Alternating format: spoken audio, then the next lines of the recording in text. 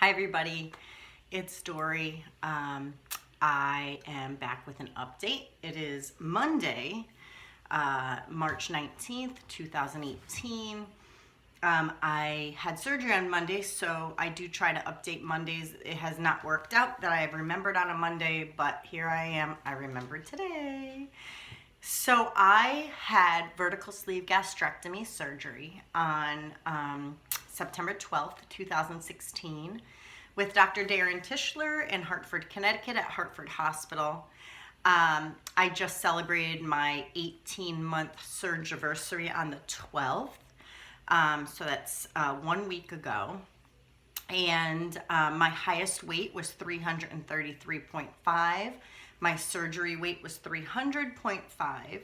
And today I had weighed in about a month ago after doing an egg fast. The lowest I saw was 173.4. Last week, coming back from the marriage retreat that my husband and I went on with our church family to Providence, Rhode Island, I went back up from the 173.4 to about 178, maybe 0.4. I don't really remember exactly because I am an everyday weigher. I weigh with my husband every single day. More about that in a minute. But today I am 175.0.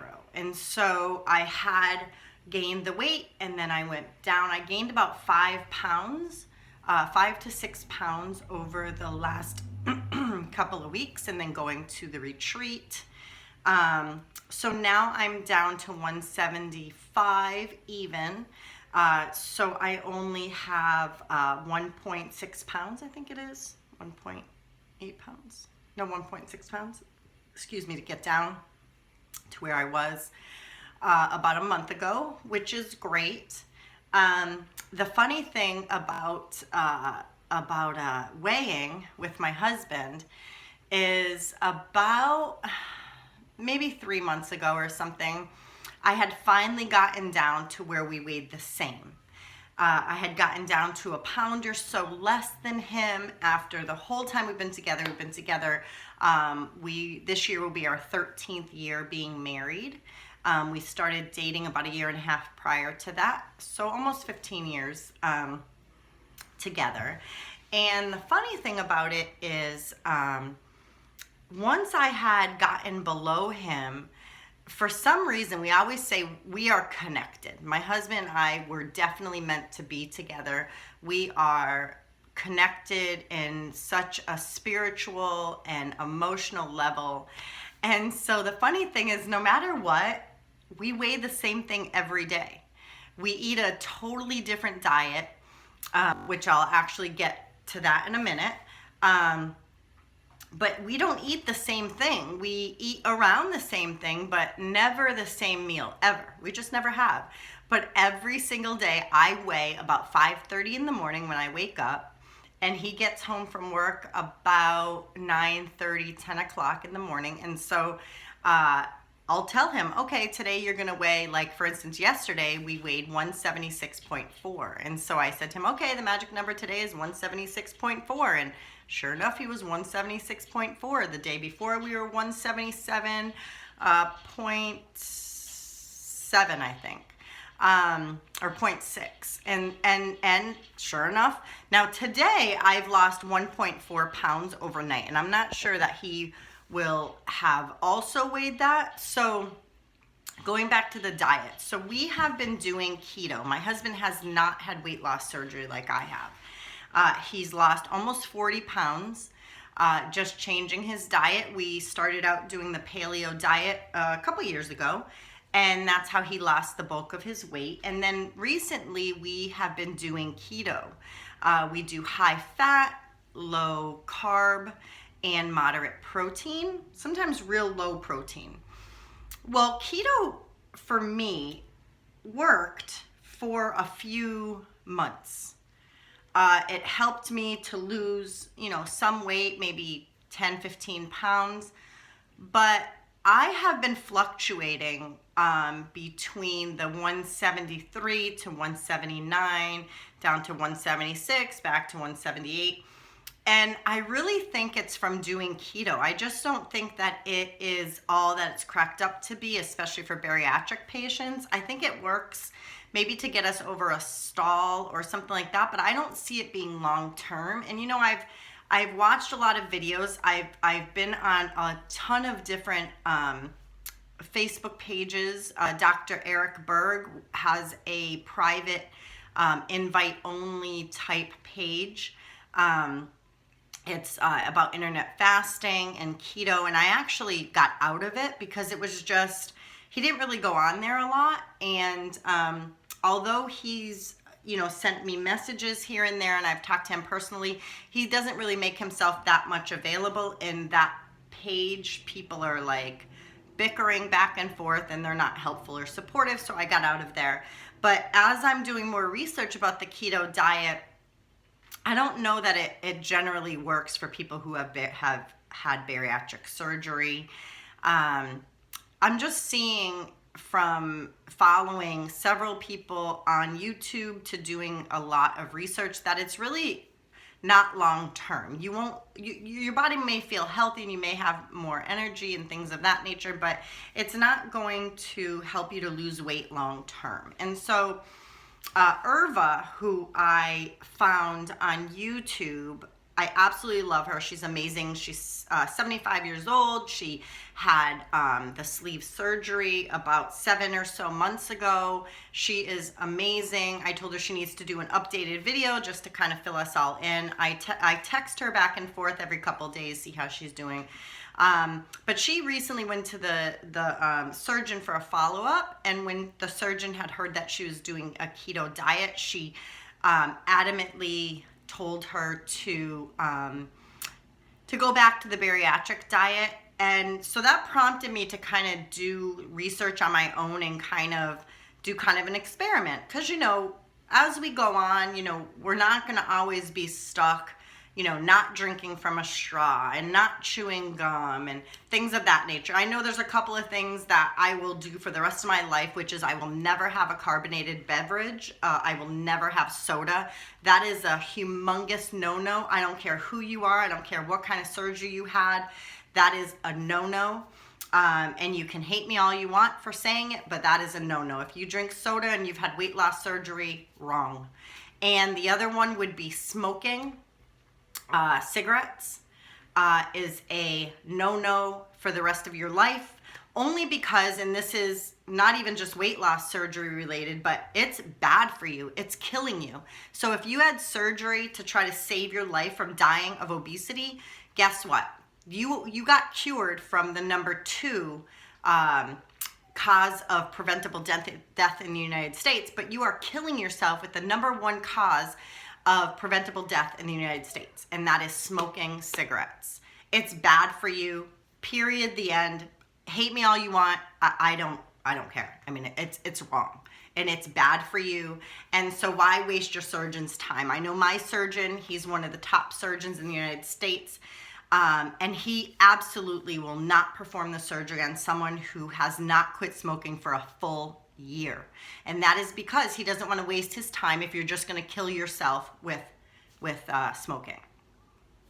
So anyhow, so you're going to go back as you're out and in maintenance and things. You're going to go back to be able to eat rice once in a while. You're going to eat popcorn. You're going to snack. You'll have a piece of cake for your birthday when you're out 2, 3, 4 years. You're in maintenance. It's not going to kill you. It's not going to harm you if it doesn't become a habit like it did before, and you don't stretch out your pouch, which is, you know, eating too much over and over every day for months and months and months, and then you stretch it. You can't stretch your pouch overeating for a couple of days. It just doesn't work that way. There are a lot of people who have been in this weight loss community for a long time who believe that that can happen. It can't happen.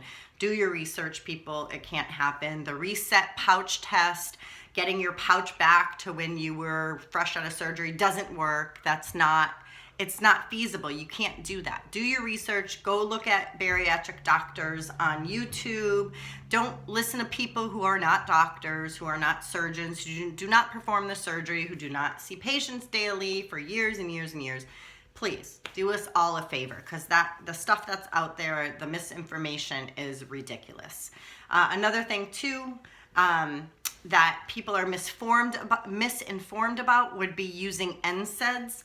Your doctor, I'm sure, has told you not to use NSAIDs, that for the rest of your life, you shouldn't use them. Now, that in and of itself is correct. You really shouldn't use them if you can help it.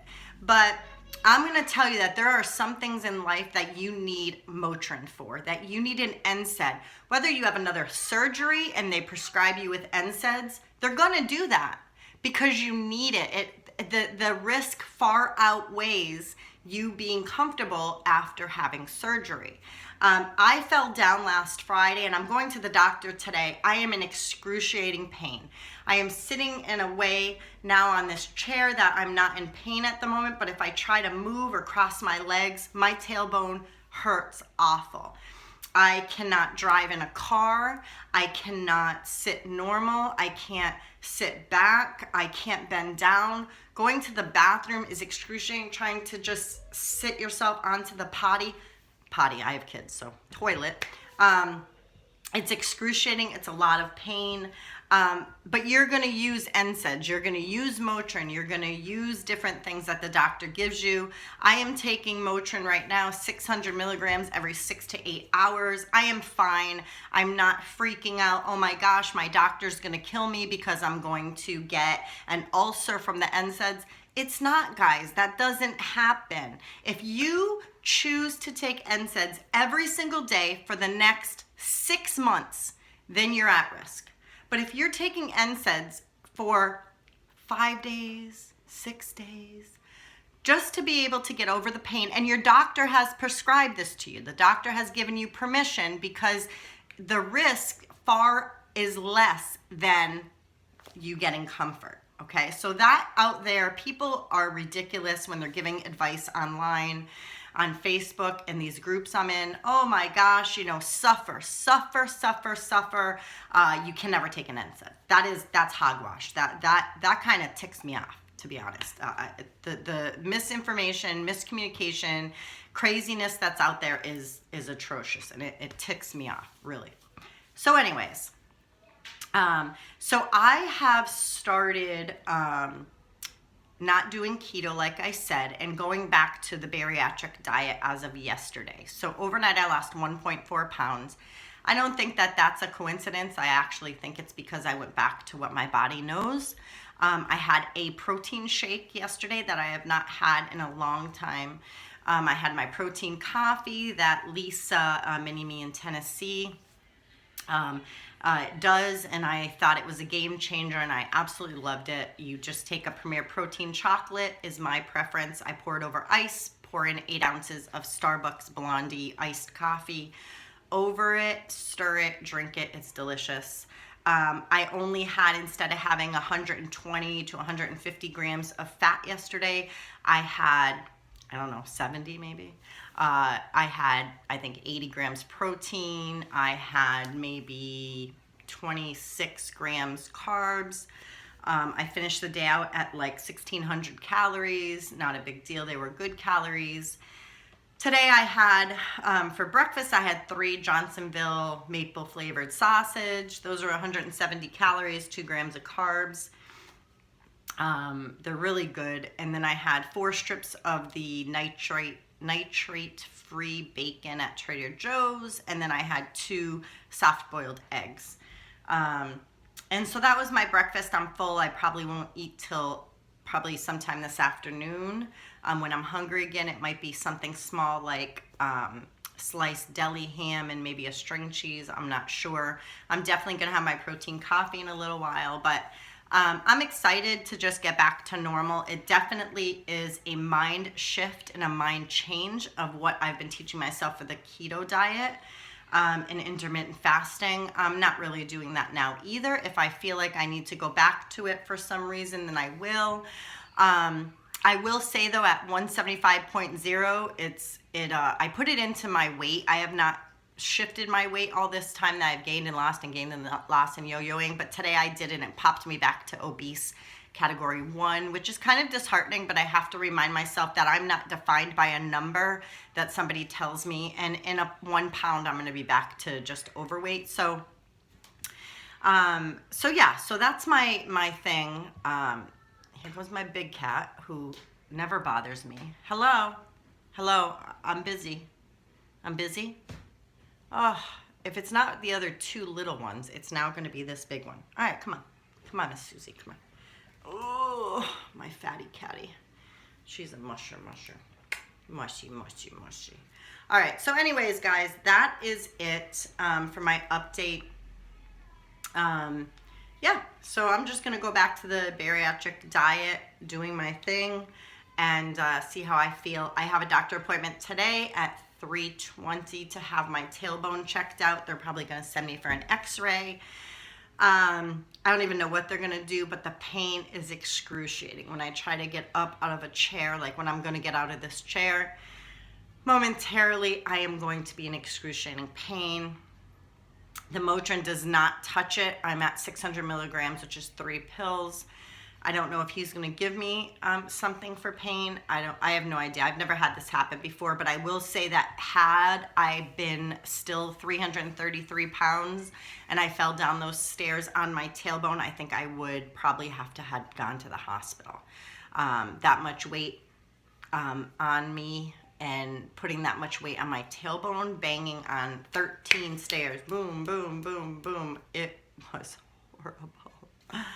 So it's hard. It's very hard. I went yesterday for a ride to Trader Joe's to pick up some stuff, and it's probably 25 minutes from here. And while I was up there, I went to a place, a garden center, and they sell citrus plants, and we love citrus. So I bought a calamondin orange. I have humidity going. I have the heat turned up. I love it. It's blooming like crazy, and the smell is amazing. I love it. Anyways, so while I was up there driving, oh gosh, the pain, it was horrid. I kept texting my husband, please pray for me. This was a mistake driving this far. This morning, my daughter Victoria, who is 3.5, has an ultrasound at the local hospital. It doesn't take long, and I was all ready to go, but I think I may have to just send my husband with her to go have it done. I hate missing appointments with our children. I just hate missing anything. It definitely is a struggle for me not to be able to clean and bend over and get down, and it's horrible. It really is. It takes a lot out on me emotionally not to be able to do that. Having to ask my children to pick something up on the floor has taken me back to when I was obese and I maybe couldn't pick up stuff or couldn't do things. So it definitely is a mind game. It definitely is a mind and emotional something. Hole in my side. I don't even know what I'm trying to say, but anyway, so that is my update. I hope you guys enjoyed it. If you have any questions, post them below. And for now, I'll see you next week.